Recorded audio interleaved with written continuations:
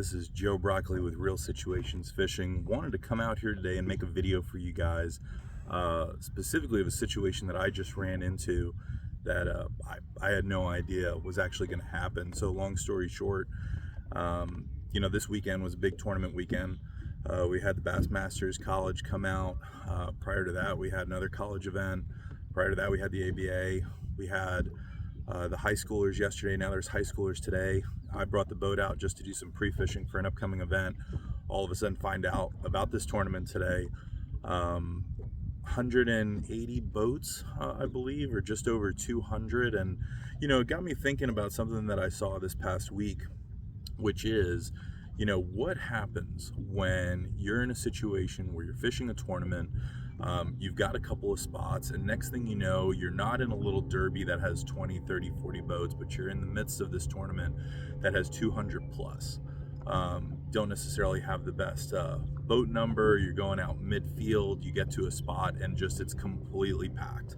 You go to your next spot, it's completely packed, because at the end of the day, there's only so many areas during certain times of the year, which is something I've had to learn, that you can go fish.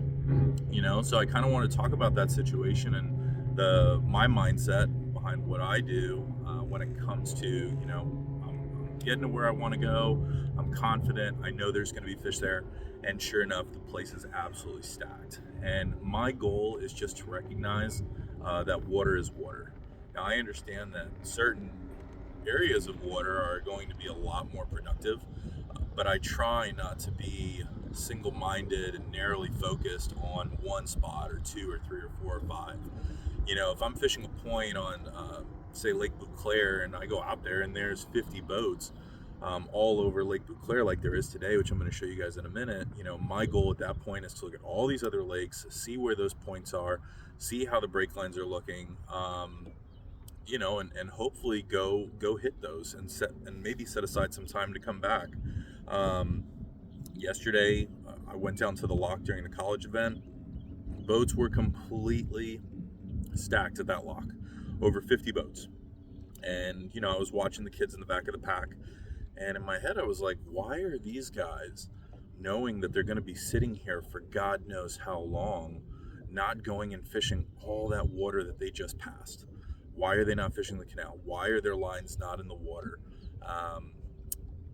And of course, that's the same thing when I just came here. I'm like, okay, well, do I fish this area? Do I go somewhere else? And then I realized that, it's all about your research. It's all about getting out there and not just having 5 spots, but having 10, and not just 10, but having 15. Understanding your timing, when you go to the lock, understand how many boats that lock is going to put through per hour. If I get out there and I count 30 boats in front of me, and I know that they only put in, say, as an example, 2 boats an hour, well, at the end of the day, that gives me a whole heck of a lot of time to go explore some other areas. Even though I set my sights on whatever is on the other side of that lock, my goal at that point is still to find other water, to find other fish, to not narrow down my day, to not cut my time, while at the same time being committed. So, hopefully my insight on this is a little helpful. I'm no pro. I'm learning along the way. I'm running into these situations. But I can tell you right now that if I'm going into a tournament with a high boat count, my goal is to think outside the box.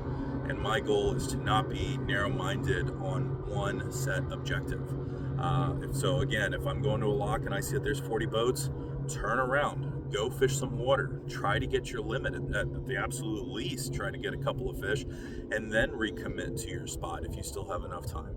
And if you don't, understand that, hey, that's just part of the game and part of your boat draw.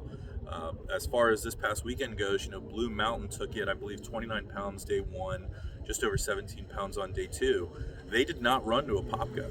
So even that alone is a great example of you've got people that are committing themselves to going to certain areas and locking through and spending a tremendous amount of time, where here you have guys that are putting in over 40 pounds a ways away time-wise from where that lock ever was. So what I'm going to do right now is just pick up the camera and kind of give you a quick example of what a lake could end up looking like during a tournament. And I hope you guys enjoy the rest of your day.